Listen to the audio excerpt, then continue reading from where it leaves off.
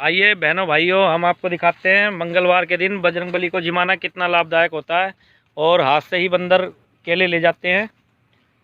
ये देखिए, लो छोटे, लो लो, देखो ये यहाँ का प्रसिद्ध नहर का बंदरों का अड्डा है।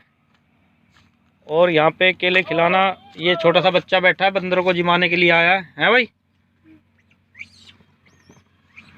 छोटे देखो, ले ले, ये बंदर आ रहा है और ये ले ले ले ले ले ले ले ले ले, खाओ खाओ मत ले। ये देखो, ये बंदर आ रहा है और ये बाय हैंड से लेके जाते हैं।